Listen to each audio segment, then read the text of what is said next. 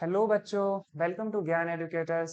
Last class में हमने intro video किया था, ठीक है। और साइंस के कुछ चैप्टर्स के बारे में हमने बताया था कि किस तरह से क्वेश्चंस आते हैं एग्जाम में। आज हमारे पास वो सीरीज आ चुका है जिसमें हम लोगों ने वादा किया था लास्ट क्लास में कि जल्द ही आपके पास एक सीरीज लाया जाएगा। और चलिए शुरू करते हैं सीरीज को। चैप्टर आपका सीक्वेंस ही होगा, एनसीईआरटी का सीक्वेंस होगा। जिस तरह से एनसीईआरटी में लिखा हुआ है उसी तरह से हम पढ़ाएंगे। स्टार्टिंग वीडियो से मैं कुछ चीज़ें पहले से ही बता दूं आपको, जैसे कि कुछ बच्चे होते हैं वो एनटीएससी या फिर ओलंपियाड के लिए प्रिपेयर करना चाहते हैं, ठीक है। यहाँ पे आपको एनटीएससी, ओलंपियाड और इवन बोर्ड्स में बेस्ट मार्क्स के लिए आपको पढ़ाया जा रहा है, जिसका हर एक क्वेश्चंस का सॉल्यूशन आपको इसी बोर्ड पे दिखेगा मेरे साथ, ठीक है।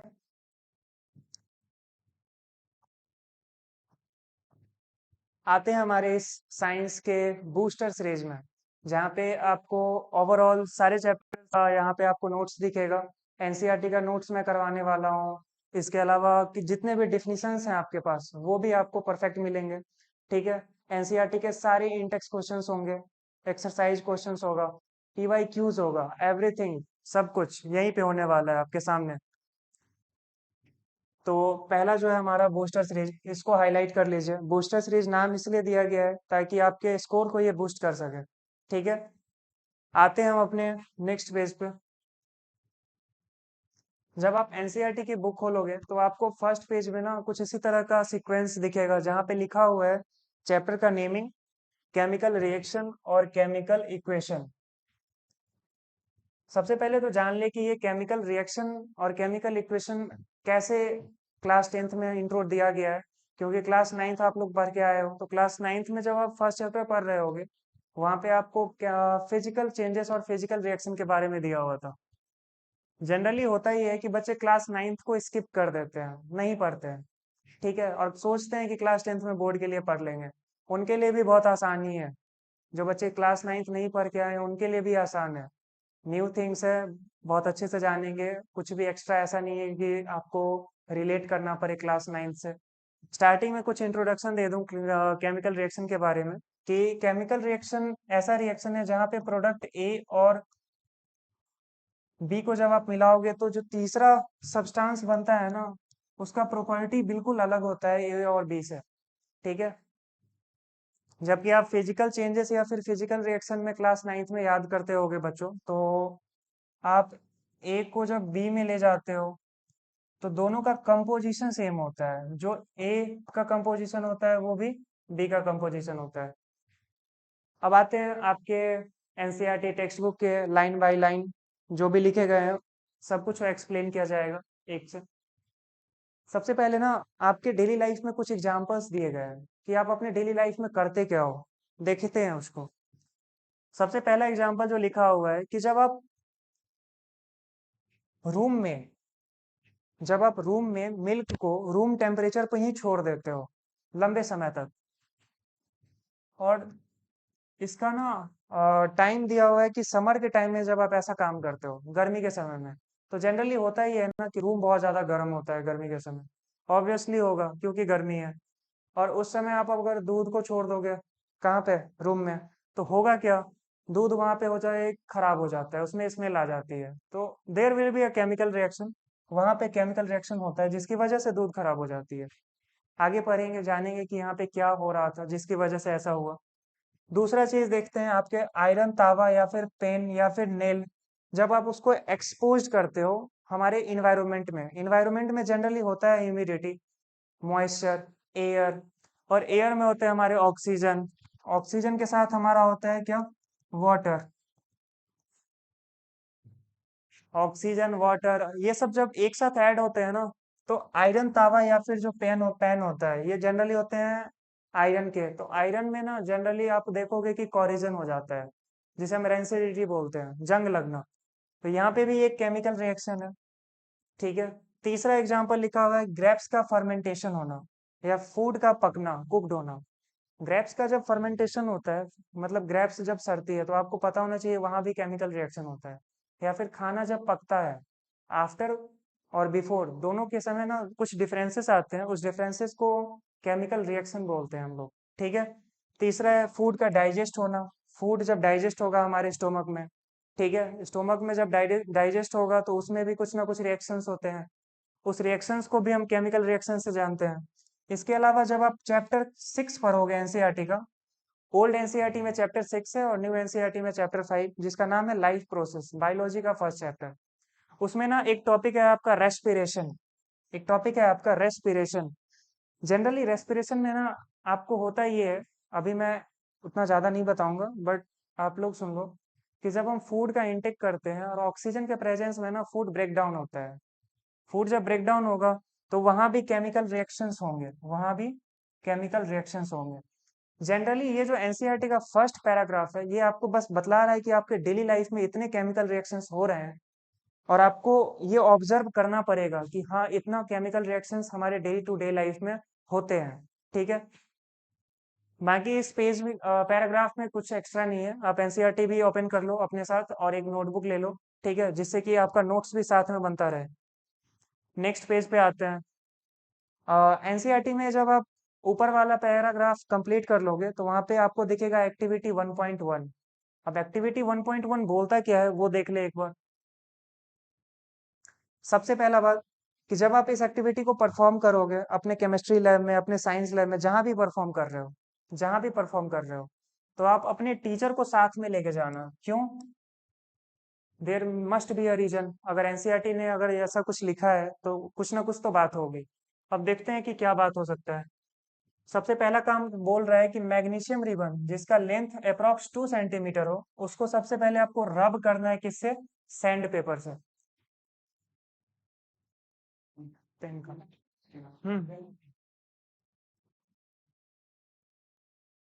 देखते हैं उसका कलर क्या। मैग्नीशियम पेपर रिबन को आपका लेंथ लेना है 2 सेंटीमीटर, जिसको रब करना है सबसे पहले। रब करने के बाद आपको देखना है कि जो रबिंग सब्सटेंस है उसमें आप जनरली किस चीज को ले सकते हो? सैंड पेपर को। सैंड पेपर को हम क्यों लेते हैं? सैंड पेपर जनरली इस प्रकार का उसका डिजाइन होता है जिससे आसानी से आप मैग्नीशियम रिबन को साफ कर सकते हो, क्लीन कर सकते हो। दूसरा बात लिखा हुआ है कि उस मैग्नीशियम रिबन को ना एक टंग मतलब चिमटा, चिमटा से पकड़ के इस एक्टिविटी को परफॉर्म करना है।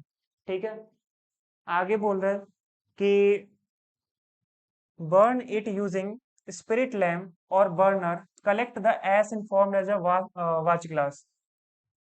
जब आप उस मैग्नीशियम रिबन को जलाओगे, ठीक है, जब आप उस मैग्नीशियम रिबन को जलाओगे, जलाने के दौरान आपको ध्यान रखना है कि उसका जो ऐश रहता है, ऐश राख, उसको आपको एक ग्लास में कलेक्ट करना है और उसके प्रॉपर्टी के बारे में भी हमें जानना है कि वो कैसा दिखता है, क्या है एक्चुअली।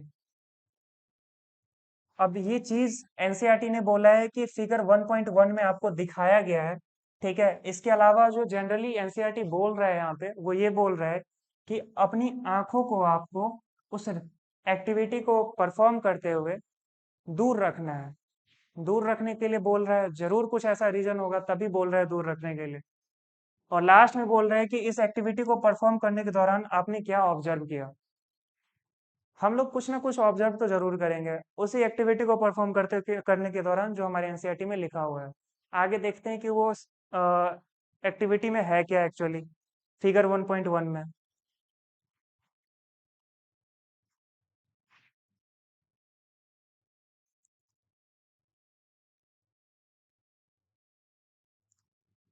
उससे पहले एक क्वेश्चन देख लो यहाँ पे, फिर आते हैं फिगर 1.1 पे। उससे पहले एक क्वेश्चन देख लेते हैं। क्वेश्चन यहाँ पे बहुत फेमस है, ये PYQ 2016 2019 2 साल आया हुआ है, तो आपको इसको ध्यान में रखना पड़ेगा। ठीक है, देर मस्ट बी अ चांसेस कि आपके बोर्ड एग्जाम में इससे रिलेटेड कुछ क्वेश्चंस आ जाए। ठीक है, क्वेश्चन है आपका, why should a magnesium why should a magnesium ribbon be cleaned before burning in air. Magnesium ribbon को बर्न करने से पहले हम लोग साफ क्यों करते हैं, क्लीन क्यों करते हैं सैंड पेपर से? इसका परफेक्ट आंसर आपके बोर्ड पे लिखा हुआ है कि मैग्नीशियम रिबन जो है ना, वो बहुत ज्यादा रिएक्टिव है। कैसा है? बहुत ज्यादा रिएक्टिव है। और आपको ध्यान में रहना चाहिए कि जो जितना ज्यादा रिएक्टिव होता है वो अपनी इन्वायरमेंट में प्रेजेंट गैसेस के साथ उतना जल्दी से जल्दी रिएक्ट कर जाता है। ठीक है, तो अगर ये रिएक्टिव है तो ये इन्वायरमेंट के गैसेस के साथ क्या हो जाएगा? रिएक्ट कर जाएगा। अगर रिएक्ट कर गया तो एक ऑक्साइड का फॉर्मेशन करता है जिसको हम बोलते हैं मैग्नीशियम ऑक्साइड। और उसी ऑक्साइड को लेयर को हटाने के लिए हम इसको क्या करते हैं, क्लीन करते हैं। क्लीन करने का रीजन क्या है, मैग्नीशियम ऑक्साइड के लेयर को हटाना रहता है, इसीलिए हम क्या करते हैं, मैग्नीशियम को क्लीन करते हैं। ठीक है। अच्छा, अगर हम नहीं क्लीन करेंगे तो क्या होगा, अगर नहीं क्लीन करेंगे तो कुछ ना कुछ तो होना था। तो ये लिखा है यहाँ पे बहुत अच्छे से कि अगर वहां पे हम क्लीन नहीं करते मैग्नीशियम ऑक्साइड के लेयर को, तो ये हिंडर करता है, रोकता है किस चीज से, बर्निंग से। जब आप मैग्नीशियम ऑक्साइड का लेयर उस पे आ जाएगा ना और आप उसे बर्न करोगे तो वो सही तरीके से जलेगा नहीं। और अगर सही तरीके से नहीं जल रहा है तो हमारा एक्टिविटी सही तरीके से परफॉर्म नहीं होगा और रिजल्ट सही नहीं आएगा। लास्ट स्लाइड में आपको बताया गया था कि फिगर 1.1 गिवन है आपके। नेक्स्ट स्लाइड में देखो, फिगर 1.1 ये क्या है। आप देख रहे हो यहाँ पे टंग है, टंग से पकड़ के मैग्नीशियम रिबन को जलाया जा रहा है, ठीक है। और ये बर्नर है, या फिर आप इसके जगह पे कैंडल भी ले सकते हो। दूसरा बात, अपने आई को इससे दूर रखना है हमें, ठीक है। नीचे मैंने कुछ ग्लासेस रखे हैं और इसमें ऐश को कलेक्ट कर रहा हूँ, राख को कलेक्ट कर रहा हूँ मैग्नीशियम रिबन का। कलेक्ट करने के पीछे भी कुछ रीजन होगा, ठीक है। उस राख का नाम क्या है, मैग्नीशियम ऑक्साइड। ठीक, यहाँ तक तो समझ में आ गया होगा। आगे बढ़ते हैं नेक्स्ट स्लाइड में।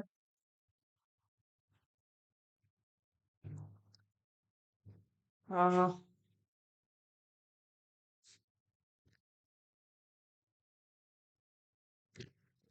देखो बच्चों, जनरली होता क्या है कि जब मैग्नीशियम बर्न होता है ना एयर के प्रेजेंस में, तो मैग्नीशियम एयर के प्रेजेंस में जब बर्न होगा तो मैग्नीशियम ऑक्साइड का फॉर्मेशन करेगा। और ये जो मैग्नीशियम ऑक्साइड होता है ना, ये लाइट,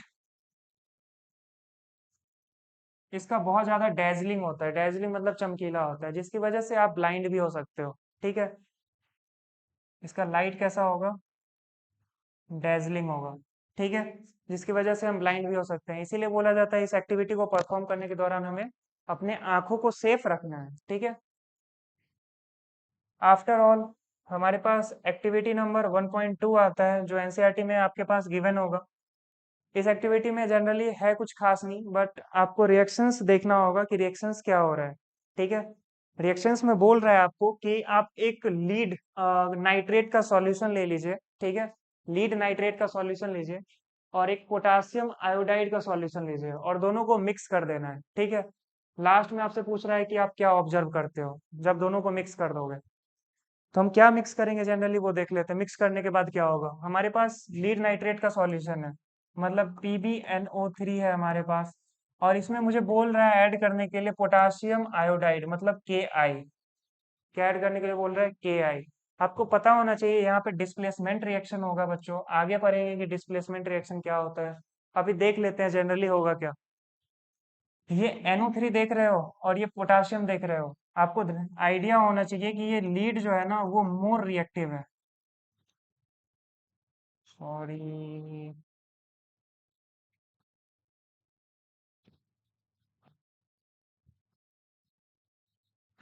लीड जो है वो पोटासियम से लेस रिएक्टिव है।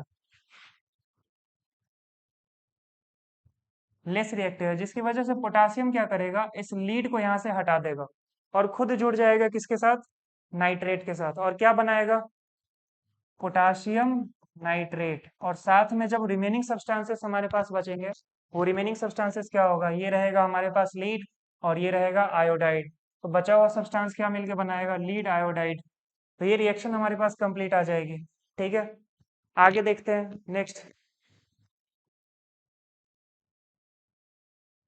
यहाँ पे भी डिस्प्लेसमेंट रिएक्शन है, जो ज्यादा रिएक्टिव होगा वो मोर लेस रिएक्टिव को डिस्प्लेस कर देगा। रुकिएगा थोड़ा वीडियो।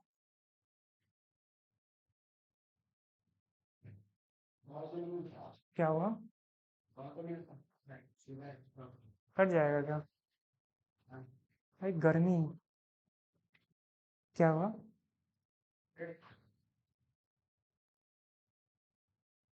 हम्म, मुश्किल है।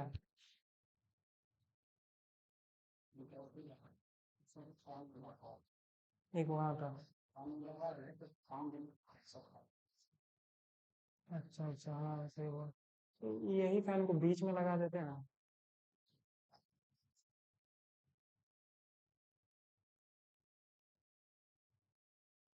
और काट दीजिए उसको, सेकेंड करते हैं। फिर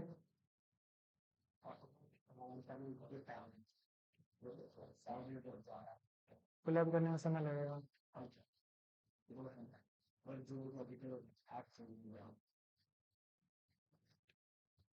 मुश्किल है।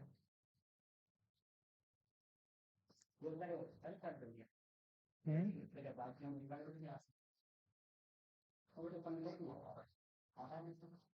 कम से कम।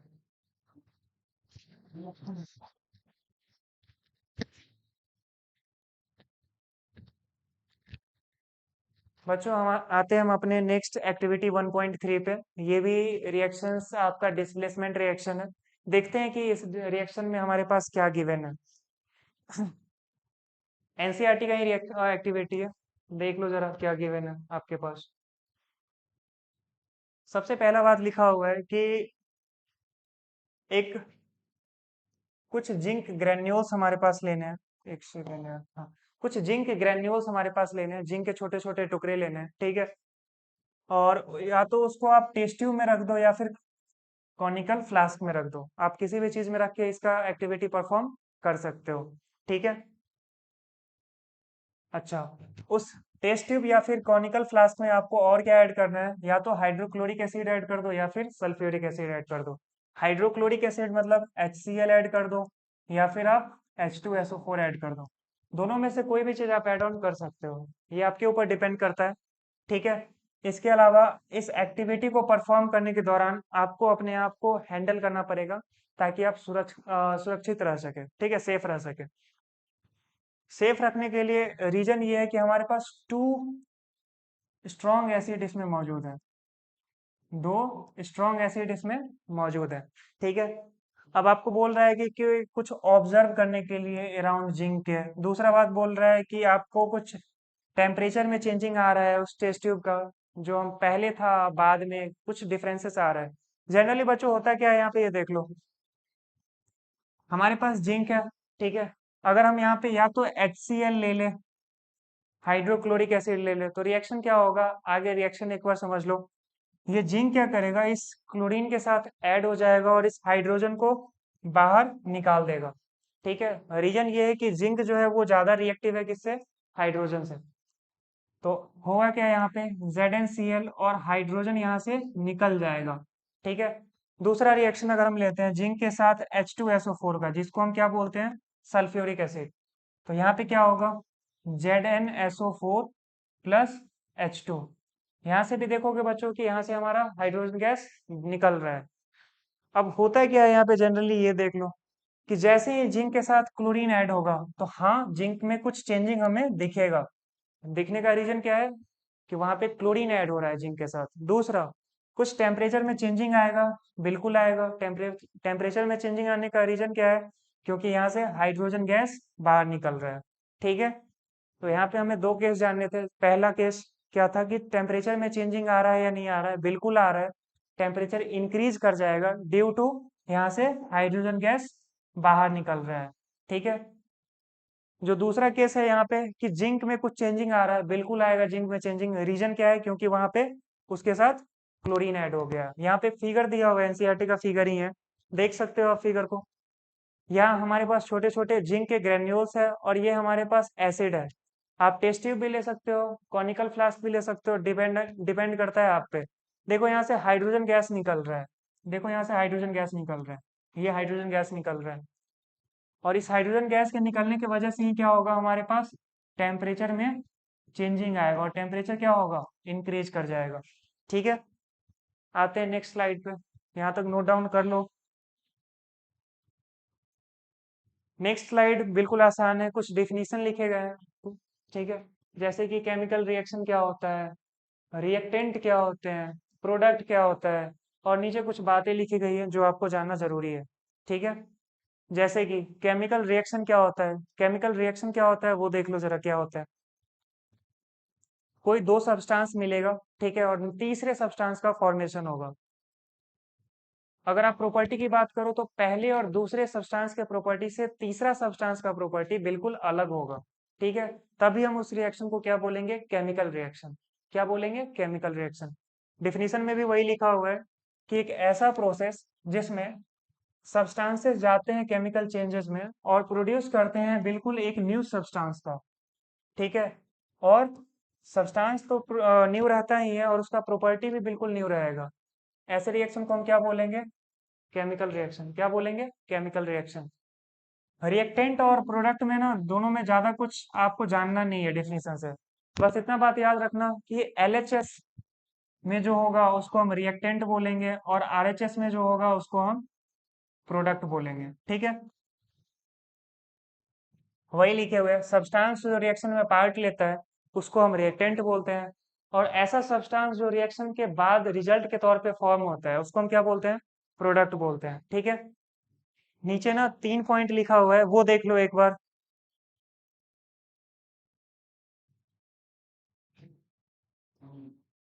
जब आप केमिकल रिएक्शन का बात करते हो ना तो रिएक्टेंट और प्रोडक्ट साइड में, दोनों साइड में ना मास या फिर मैटर जो भी आप बोलते हो, इस दोनों में ना कोई भी गेन और लॉस नहीं होता है। ध्यान देना, कोई भी गेन और लॉस नहीं होता है।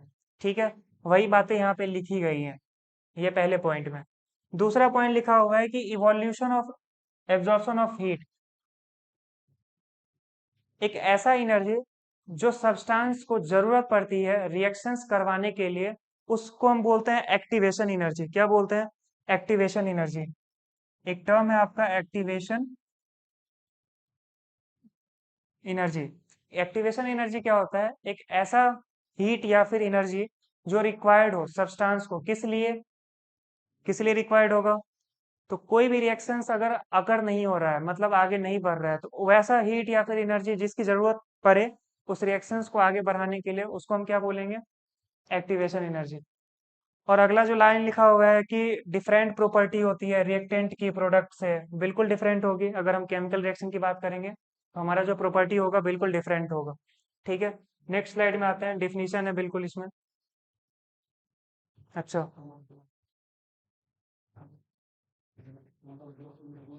नेक्स्ट स्लाइड में ना कुछ केमिकल इक्वेशन के बारे में बताया गया है कि केमिकल इक्वेशन क्या है और हमें केमिकल इक्वेशन की जरूरत क्यों पड़ी जब हमारे पास पहले से केमिकल रिएक्शन था। ठीक है, तो जब केमिकल इक्वेशन के बारे में हम पढ़ेंगे, ठीक है, केमिकल इक्वेशन क्या होता है।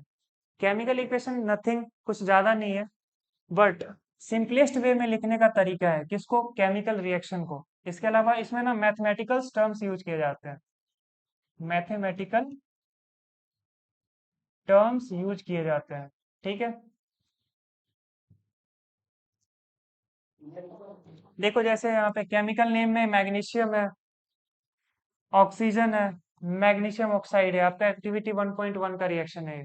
ठीक है, तो इसको हम किस तरह से लिख सकते हैं, मैग्नीशियम को Mg से लिख सकते हैं, ऑक्सीजन को O2 से लिख सकते हैं और मैग्नीशियम ऑक्साइड को MgO से लिख सकते हैं। नीचे लिख के बताया गया है। ठीक है, ये फॉर्मूला आप लोगों ने या फिर ये रिएक्शन आप लोगों ने एक्टिविटी 1.1 में पढ़ा होगा। ठीक है, ध्यान से देखना। नेक्स्ट स्लाइड में आते हैं। वही क्वेश्चन है कि why we need chemical equation if we already have chemical reaction. Chemical reaction हमारे पास पहले था तो हमें केमिकल इक्वेशन की जरूरत क्यों पड़ी, सबसे अच्छा क्वेश्चन है। तो बच्चों आपको सबसे पहले ये देखना होगा कि जब हम केमिकल रिएक्शन लिखते थे ना तो सबसे पहला बात तो वहां पे हमारे पास डिसएडवांटेज क्या होता था कि हमारे पास उतना बड़ा पेज या फिर स्पेस नहीं रहता था लिखने का। तो पहला डिसएडवांटेज वहां पे है। दूसरा बात, जब आप केमिकल रिएक्शन लिखते हो, जब आप केमिकल रिएक्शन लिखते हो तो ये आपको ना अप्रोप्रिएट डेटा नहीं देता है, डेटा नहीं देता है। रीजन क्या है पता है यहाँ पे, जब आप बताते हो यहाँ पे कि मैग्नीशियम जो है वो ऑक्सीजन के साथ रिएक्ट करके मैग्नीशियम ऑक्साइड बना लिया, तो हमें ये आइडिया नहीं है यहाँ पे अगर हम केमिकल रिएक्शन लिखेंगे तो कि यहाँ पे कितना मैग्नीशियम है, यहाँ पे कितना ऑक्सीजन है और यहाँ पे कितना मैग्नीशियम ऑक्साइड है। ये आइडिया हमारे पास नहीं रहता है। जब हम केमिकल इक्वेशन की बात कर रहे हैं तो हमारे पास ये आइडिया आ गया कि यहाँ पे कितने मैग्नीशियम है, तो हमें पता है यहाँ पे 1 मैग्नीशियम है। यहाँ पे 2 ऑक्सीजन है, यहाँ पे 1 मैग्नीशियम 1 ऑक्सीजन है। इसी वजह से हमें किसकी जरूरत पड़ी है, केमिकल इक्वेशन की instead of chemical reaction. Done. Next slide में आते हैं।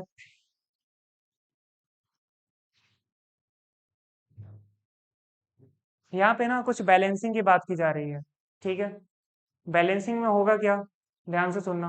आपको LHS और RHS दोनों को सेम करना होगा, इज इक्वल टू RHS, दोनों को सेम करना होगा। सेम करने के लिए यहाँ पे देखो, पहला हमारे पास है Zn और दूसरा हमारे पास है H2SO4। हमारे पास रिएक्शन तो बन गया, ZnSO4 प्लस H2 गैस यहाँ से निकल रहा है, ठीक है। जब हम इसको बैलेंस करने की बात करेंगे ना, तो बैलेंसिंग में होगा क्या कि मुझे काउंट करना पड़ेगा कि राइट हैंड साइड में जितना जिंक है, लेफ्ट हैंड साइड में भी उतना ही जिंक हो, ठीक है। राइट हैंड साइड में जितना हाइड्रोजन है उतना ही लेफ्ट हैंड साइड में हाइड्रोजन हो। जितना सल्फर राइट हैंड साइड में है उतना ही सल्फर लेफ्ट हैंड साइड में है। जितना ऑक्सीजन राइट हैंड साइड में है उतना ही ऑक्सीजन लेफ्ट हैंड साइड में है। ये हमें ना गिवन मिल जाएगा, ठीक है। और हमें बस इसको बैलेंस करना है। बैलेंसिंग करने का सबसे अच्छा तरीका, रिएक्टेंट साइड में जितने भी आपके एलिमेंट गिवन है उस एलिमेंट को लिख लीजिए, ठीक है। आफ्टर डेट आपको क्या करना है, उनकी संख्या को आपको एक एक करके लिखना है कि उसमें ना कितना आपका मैग्नीशियम है, कितना ऑक्सीजन है, ये आपको एक एक करके लिखना है। जब आप लिख लोगे ना तो देखोगे दोनों साइड जब इक्वल हो गया, तो जब इक्वल हो जाता है तब हम बोलेंगे कि ये रिएक्शन हमारा क्या हो गया, बैलेंस हो गया है। एक एग्जाम्पल के तौर पे आपको बताता हूँ, ये जो पहला रिएक्शन है इसमें कौन कौन से रिएक्टेंट हमारे पास है। पहला जिंक, दूसरा हाइड्रोजन, तीसरा सल्फर और चौथा ऑक्सीजन, ठीक है। अगर तुम देखोगे यहाँ, तो यहाँ पे हमको आइडिया मिल जाता है कि जिंक हमारे पास कितना है, 1, हाइड्रोजन कितना है, 2, सल्फर कितना है, 1, ऑक्सीजन कितना है, 4। अगर सिमिलर हमारे राइट हैंड साइड मतलब प्रोडक्ट साइड में भी आ जाता है तो हम बोलेंगे कि रिएक्शन बैलेंस्ड है। अगर नहीं आता है तो हम कोशिश करेंगे रिएक्शन को बैलेंस करने का, और एक मेथड से कोशिश करते हैं जिस मेथड का नाम होता है हीट एंड ट्रायल मेथड, ठीक है। तो चलो बगल में हम राइट हैंड साइड का भी लिख ही लेते हैं साथ में। यहाँ भी जिंक है हमारे पास, यहाँ भी हमारे पास सल्फर है, यहाँ भी ऑक्सीजन है और यहाँ भी हाइड्रोजन है। जिंक की संख्या देखो राइट हैंड साइड में तो हमारे पास 1 है, ठीक है। जिंक की संख्या कितनी है, 1 है। सल्फर की संख्या देखोगे हमारे पास यहाँ पे भी 1 है, चलो उसको भी लिख दिया 1। ऑक्सीजन की संख्या देखोगे यहाँ पे 4 है और हाइड्रोजन की 2 है। ऑक्सीजन की संख्या 4 और हाइड्रोजन की 2। जब आप दोनों साइड देख लोगे ना, LHS में भी और RHS में भी, तो आपको दिखेगा दोनों एलिमेंट का संख्या ना बराबर है। जब एलिमेंट का संख्या बराबर हो गया तब क्या बोलोगे आप कि रिएक्शन बैलेंस्ड हो गया है। अगर बराबर नहीं होता तो आप क्या बोलते, रिएक्शन बैलेंस्ड नहीं है। जैसे कि एक और एग्जांपल नीचे आपका गिवन है, अब देखो यहाँ पे तो पहले से रिएक्शन बैलेंस था, अब हम इसे करेंगे बैलेंस्ड। ध्यान से देखना, राइट हैंड साइड और लेफ्ट हैंड साइड में हमें एलिमेंट के नेम सबसे पहले लिखने हैं। तो मैं क्या करता हूँ, RHS और LHS दोनों को लिख लेता हूँ एक एक करके। RHS में देखोगे यहाँ पे हमारे पास क्या क्या है, RHS में हमारे पास आयरन है और क्या है, ऑक्सीजन है और हाइड्रोजन है। RHS में देखोगे हमारे पास आयरन की संख्या 3 है, ऑक्सीजन की संख्या 4 और हाइड्रोजन की संख्या 2। जबकि तुम देखोगे हमारे पास LHS में हमारे पास आयरन की संख्या कितनी है, 1। इसके अलावा हाइड्रोजन की संख्या कितनी है, 2। और हमारे पास ऑक्सीजन की संख्या कितनी है, 1। देखोगे ना तो ये पहले से बैलेंस नहीं है, इसे हमें बैलेंस करना पड़ेगा। बैलेंस करने का तरीका क्या है, हिट एंड ट्रायल मेथड। देखो अभी बैलेंस करके बताता हूँ, ठीक है। उसके बाद आप लोग खुद से करना नेक्स्ट क्वेश्चन को। सबसे पहला काम हम यहाँ पे ये किए कि यहाँ पे 3 आयरन था तो हम सबसे पहले यहाँ पे 3 डाल दिए, जिसकी वजह से यहाँ पे आयरन की संख्या कितनी हो गई, 3। तो अब तो आयरन बैलेंस हो गया है मेरा, ठीक है। आयरन बैलेंस हो गया। दूसरा, अगर हम यहाँ पे 3 आयरन डाल दिए, यहाँ पे 3 आयरन हो गया, तो आयरन तो बैलेंस है मेरा। दूसरा हमें क्या देखना होगा, हाइड्रोजन। हाइड्रोजन देखोगे इधर 2 है और इधर भी 2 है, तो हाइड्रोजन भी बैलेंस है। अब बच क्या गया हमारे पास, ऑक्सीजन। यहाँ पे 1 है और यहाँ पे 4 है, तो इसको बैलेंस करने के लिए हम क्या करेंगे, इस हाइड्रोजन के आगे 4 डाल देंगे। जैसे ही हाइड्रोजन के आगे आप 4 डालोगे तो आप देखोगे यहाँ पे ऑक्सीजन तो 4 हो गया है, लेकिन हाइड्रोजन की संख्या कितनी हो गई है, 8। तो 8 करने के लिए हमें यहाँ भी क्या करना पड़ेगा, 4 को ऐड ऑन करना पड़ेगा।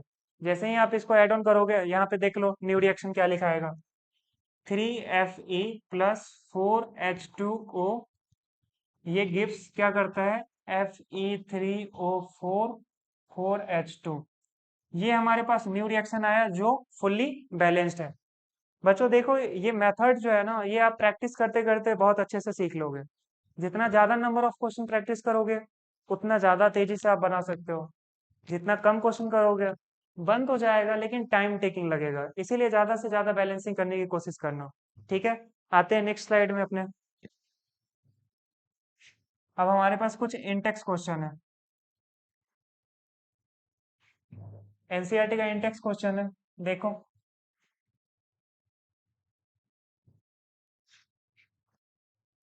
कुछ खास तो नहीं है, लेकिन आप लोग को बनाना चाहिए। बनाना इसीलिए चाहिए कि क्योंकि अभी मैंने बोला आप लोगों को कि जितना ज्यादा रिएक्शन बैलेंस करोगे उतना ज्यादा आपके लिए बेहतर है। ठीक है, एग्जाम में आपको समय थोड़ा सा कम मिलता है जिसकी वजह से आप लोग हो सकता है तो यहाँ पे बीट आउट कर जाओ, घबरा जाओ। लेकिन आपको घबराना नहीं है। यहाँ पे आपको करना क्या है कि जितना हो सके उतना तेजी से हम इसको कंप्लीट कर सकें। ठीक है, अब देखो बच्चों जनरली हमारे पास ना रिएक्शन लिखना भी आना चाहिए। रिएक्शन बैलेंस करना तो दूसरा बात है, सबसे पहले लिखेंगे तब तो बैलेंस करेंगे। जैसे हमारे पास एक क्वेश्चन ये है कि why should a magnesium ribbon be cleaned before burning. इसका क्वेश्चन का आंसर हम लोग पहले ही दे चुके हैं पिछले वाले स्लाइड में। दूसरा आते हैं, दूसरा में क्या पूछ रहा है, बैलेंस करना है इक्वेशन को। कैसे बैलेंस करेंगे, बैलेंस करने के लिए हमारे पास दिया हुआ है हाइड्रोजन। हाइड्रोजन साथ में क्या है, क्लोरीन, बनाएगा क्या, HCl। अब देखो ये बैलेंस नहीं है हमारा, H+Cl2 बना तो रहा है हाइड्रोक्लोरिक एसिड लेकिन ये बैलेंस नहीं है। रीजन ये है कि यहाँ पे दो क्लोरीन है और हमारे पास एक ही क्लोरीन है, तो हम क्या करेंगे आगे 2 लगा देंगे।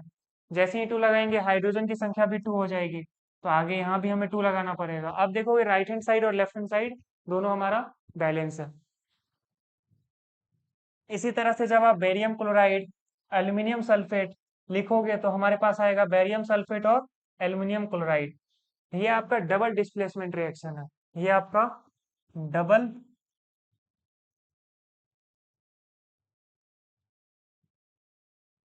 डिस्प्लेसमेंट रिएक्शन है। आप एक एक करके बैलेंस करके देखना। ठीक है, मैं एट लास्ट हम लोगों का कोशिश यही रहेगा कि एनसीईआरटी के जितने भी इंटेक्स क्वेश्चन है, जितने भी एक्सरसाइज क्वेश्चन है, उसकी प्रैक्टिस एटलीस्ट मैं करवा दूं। साथ में पीवाईक्यू और जितने भी ओलंपियाड के क्वेश्चन है वो करवा दूं।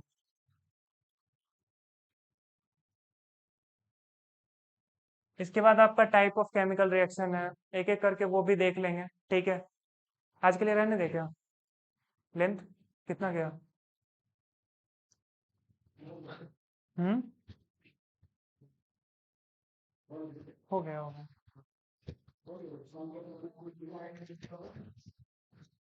आज के लिए इतना ही रहने देते हैं। आपका होमवर्क ये है कि आप पिछले वाले स्लाइड में ये जो नंबर ऑफ क्वेश्चंस गिवन है ना, इसको आप लोग खुद से बैलेंस करके देखो। अगर क्वेश्चन में प्रॉब्लम आता है तो हम आगे देखेंगे इस क्वेश्चंस को सॉल्व करके। ठीक है, और इस चैनल से आप लोग जुड़े रहे, ज्ञान एडुकेटर्स।